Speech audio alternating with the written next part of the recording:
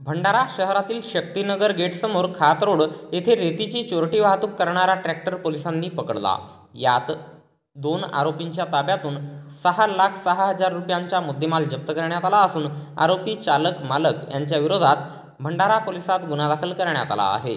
स्थानिक गुन्हे शाखा भंडाराचे पोलीस हवालदार दोनोडे हे दिनांक 7 मे रोजी भंडारा शहरातील शक्तीनगर गेटसमोर खात रोड येथे पोलीस पथकासह पेट्रोलिंग करीत असताना सकाळी 6 वाजता दरम्यान आरोपी मुकंदर भोयर वय अंदाजे 35 वर्षे राहणार टाकडी पुनर्वसन या ट्रॅक्टर चालकाने खांबतलाव चौक ते खात रोडने त्याच्या ताब्यातील विना क्रमांकाच्या ट्रॅक्टरमध्ये रेती भरून जाताना दिसून आला। ट्रॅक्टर चालकाला थांबविण्याचा इशारा केला, मात्र तो घटनास्थळावरून ट्रॅक्टरसह पसार झाला। पोलीस पथकाने त्याचा पाठलाग केला असता त्याने ट्रॅक्टर चालू स्थितीतच ट्रॉलीचा हायड्रोलिक उचलून पुरावा नष्ट करण्याच्या उद्देशाने ट्रॉलीतील एक ब्रास रेती सिमेंट रोडवर खाली करून पडून गेला। पुन्हा पोलीस पथकाने त्याचा पाठलाग केला असता त्याने पांढरा बोडी रोडलगत ट्रॅक्टर थांबवून पडून गेला।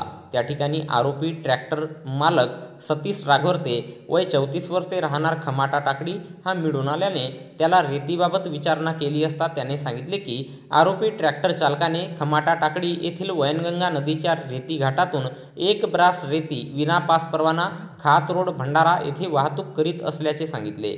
पोलीस पथकाने सदर चालकाने रोडवर सांडविलेली रेती मजुरांच्या मदतीने ट्रॅक्टरमध्ये भरून ट्रॅक्टर ट्रॉली आणि एक ब्रास रेती असा एकूण किंमत 6,06,000 रुपयांचा मुद्देमाल जप्त करण्यात आला आहे। या प्रकरणी आरोपी ट्रॅक्टर चालक मालक यांच्या विरोधात पोलीस स्टेशन भंडारा येथे गुन्हा दाखल करण्यात आला असून या घटनेचा पुढील तपास पोलीस हवालदार बोरकर हे करीत आहेत। तर याबद्दलची माहिती भंडारा पोलिसांच्या वतीने दिनांक 8 मे रोजी दुपारी 3:30 वाजता दरम्यान एका प्रसिद्धी पत्रकाच्या माध्यमातून देण्यात आली आहे।